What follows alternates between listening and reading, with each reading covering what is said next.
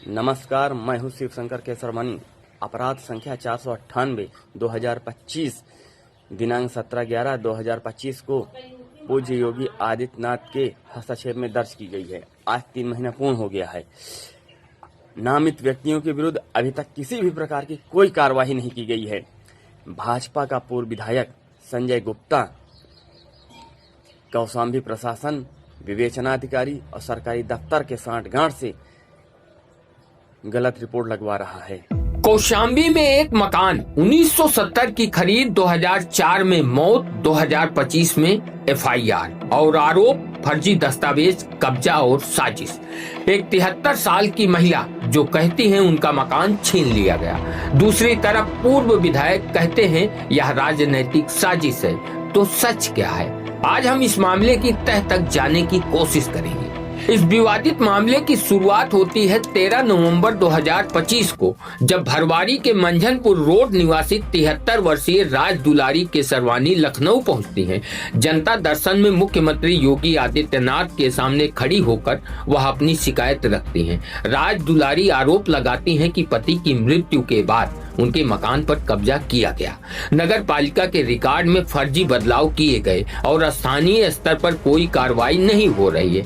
शिकायत को गंभीर मानते हुए मुख्यमंत्री कार्रवाई के निर्देश देते हैं। मुख्यमंत्री के आदेश के बाद 17 नवंबर 2025 को कौशाम्बी के कोखराज थाने में मुकदमा दर्ज होता है। एफआईआर 7 लोगों के खिलाफ दर्ज होती है। पूर्व विधायक संजय गुप्ता, सपा नेता और पूर्व चेयरमैन कैलाश चंद केसरवानी, पूर्व चेयरमैन सुनीता केसरवानी और पीड़िता के देवर दिलीप, अजय, विजय और संजय जो मुंबई में रहते हैं। इन्हीं 7 नामों के साथ पुलिस जांच शुरू करती है। राज दुलारी के अनुसार यह विवाद एक मकान का है जिसकी शुरुआत 1970 से होती है। उनके ससुर मोतीलाल केसरवानी ने नगर पंचायत से नीलामी में जमीन खरीदी और उस पर 3 मंजिला भवन बनवाया। परिवार उसी मकान में रहता रहा और यही संपत्ति आज विवाद का केंद्र है। मोतीलाल केसरवानी की 2 शादियां हुई। दूसरी पत्नी कुलझारा देवी से कई संतान हुई, जिनमें उमाशंकर केसरवानी भी शामिल हैं। उमाशंकर राज दुलारी के पति। 6 मई 2004 को उनका निधन हो जाता है और यहीं से इस संपत्ति को लेकर विवाद शुरू होने की बात कही जाती है। राज दुलारी का आरोप है कि पति की मृत्यु के बाद फर्जी कागज तैयार कराए गए। सबसे गंभीर आरोप यह है कि उमाशंकर की मृत्यु को वास्तविक समय से करीब 30 साल पहले दिखाया गया। इसी आधार पर 2005 के आसपास रिकॉर्ड में नामांतरण कराया गया और कब्जे की प्रक्रिया शुरू हुई, यानी पूरे विवाद का केंद्र रिकॉर्ड में बदलाव। पीड़िता का आरोप है कि कैलाश चंद केसरवानी ने उनके देवरों दिलीप, अजय, विजय और संजय को शामिल किया। राज दुलारी का कहना है कि मार पीट कर उन्हें और बच्चों को घर से बाहर कर दिया गया। आरोप यह भी है कि आंशिक कब्जा देवरों का हुआ, लेकिन भवन पर कब्जा कैलाश ने किया। इसके बाद राज दुलारी बच्चों की सुरक्षा के लिए प्रयागराज में रहने लगी। दूसरी तरफ इस मामले को पारिवारिक संपत्ति विवाद भी बताया जा रहा है। दावा किया जा रहा है कि बंटवारे में राज दुलारी के पति को दूसरा मकान दिया गया था जिसे बेच दिया गया, यानी विवाद सिर्फ कब्जे का नहीं, बंटवारे और उत्तराधिकार का भी है। अब आते हैं किस नगर पंचायत अध्यक्ष के कार्यकाल में नाम परिवर्तन हुआ, जो जांच में सबसे अहम माना जा रहा है।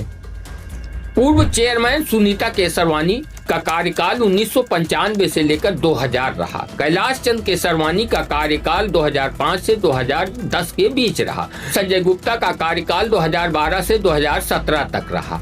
दावा यह किया जा रहा है कि नामांतरण 2005 के आसपास हुआ, यानी रिकॉर्ड प्रक्रिया उस समय से जुड़ती है जब नगर पंचायत प्रशासन कैलाश केसरवानी के कार्यकाल में था, लेकिन टाइमलाइन संकेत देती है, अंतिम जिम्मेदारी तय नहीं करती। पुलिस अब इस मामले में दस्तावेजों की जांच कर रही है। जांच का फोकस है नगर पालिका रिकॉर्ड, नामांतरण की फाइल, वंशावली दस्तावेज और आदेश से जुड़े हस्ताक्षर, यानी यह केस बयान से ज्यादा कागजों पर टिका है। यदि फर्जी कागज बने हैं तो रिकॉर्ड बताएगा, अगर नहीं तो वह भी सामने आएगा। इस समय मामला 3 स्तर पर खड़ा है। एक तरफ पीड़िता जो कब्जे और फर्जी दस्तावेज का आरोप लगा रही है, दूसरी तरफ परिवार जो इसे बंटवारे का विवाद बता रहा है और तीसरी तरफ जांच जो रिकॉर्ड की पड़ताल कर रही है। अब सबसे बड़ा सवाल यही है कि क्या नामांतरण फर्जी था या प्रक्रिया नियमों के अनुसार हुई, और इसी जांच से तय होगा इस मकान मकान की कहानी में सच क्या है? तो फिर 3 पूर्व अध्यक्षों के नाम इसमें क्यों आए? जांच नगर पंचायत भरवारी के रिकॉर्ड तक जाती है, क्योंकि आरोप नामांतरण और कागज बदलने से जुड़े हैं। दावा यह है कि 2005 से 2010 के बीच हुआ, यानी उस समय नगर पंचायत अध्यक्ष थे सपा नेता कैलाश चंद केसरवानी। इस वजह से पुलिस उसी समय के रिकॉर्ड और फाइल देख रही है। अगर नाम गलत तरीके से बदला गया होगा तो कागज बताएंगे, अगर सही हुआ होगा तो वह भी साफ हो जाएगा। अब दूसरा बड़ा सवाल, पारिवारिक संपत्ति विवाद के बीच पूर्व भाजपा विधायक संजय गुप्ता का नाम आखिर जुड़ा कैसे, जब मामला परिवार के बीच संपत्ति का बताया जा रहा है? पूर्व विधायक संजय गुप्ता का नाम बार बार क्यों लिया जा रहा है? राज दुलारी के बेटे लगातार आरोप लगा रहे हैं, लेकिन अब तक सामने आई जानकारी के अनुसार मकान परिवार के कब्जे में ही बताया जा रहा है, और ऐसा कोई साफ कागज सामने नहीं आया है जो सीधे इस मकान से संजय गुप्ता के संबंध दिखाए। पूर्व भाजपा विधायक संजय गुप्ता के ऊपर जमीन कब्जा और भूमाफिया के आरोप पहले भी कई बार लगाए गए हैं, लेकिन आरोप लगना और आरोप साबित होना अलग बात है। अब तक ऐसे मामलों में कोई भी ऐसा मामला सामने नहीं आया जिससे आरोप सच साबित हुए हों। पूर्व भाजपा विधायक संजय गुप्ता को कौशाम्बी में जमीन से जुड़े और जनाधार वाले नेता के रूप में देखा जाता है।